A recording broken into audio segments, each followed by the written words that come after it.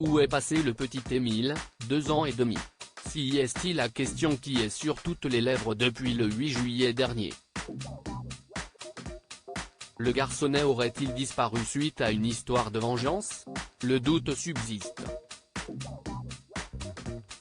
Aucune piste n'est favorisée depuis la disparition du petit Émile dans le Haut-Vernay le 8 juillet dernier.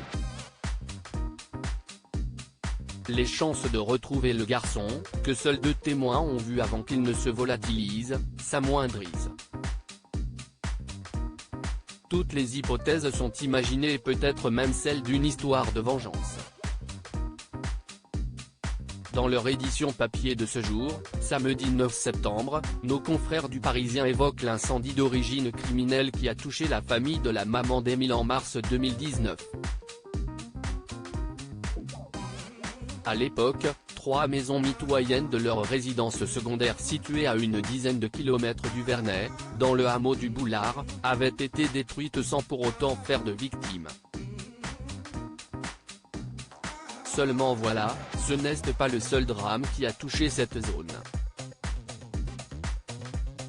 Un an plus tôt en 2018, dans l'une de ces maisons touchées par l'incendie, un homme de 50 ans avait été retrouvé mort. Son visage tuméfié portait les signes d'un possible passage à tabac. Philippe R.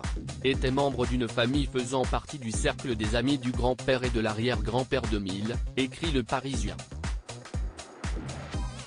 Et de préciser que là encore, les circonstances exactes de son décès n'ont jamais été précisées. Même si aucun lien n'a été fait, pour le moment, avec la dissipation d'Émile, certains pointent du doigt ses antécédents et se demandent s'il ne s'agirait pas d'une haine entretenue de longue date qui aurait frappé la famille du garçonnet. Aucune piste n'est privilégiée. Toutes les hypothèses sont hélas envisagées à l'heure où l'enfant de 2 ans et demi, qui a échappé à la vigilance de ses proches dans le hameau du Haut-Vernay, a disparu depuis plus de 2 mois. 2 témoins avaient vu Émile, seul, dans la rue le jour de sa disparition sans pour autant s'en inquiéter. L'un d'eux, un certain Marc, dont le prénom a été changé, confiait à nos confrères de BFM Télévision, « J'ai vu le petit descendre vers le lavoir. J'étais dehors devant mes escaliers, un peu après 16h45. Le grand-père coupait du bois à une dizaine de mètres de l'enfant. » Questionné par nos confrères, le parquet d'Aix-en-Provence a confirmé que ce jeune homme a bien été entendu par les enquêteurs. Affaire à suivre donc.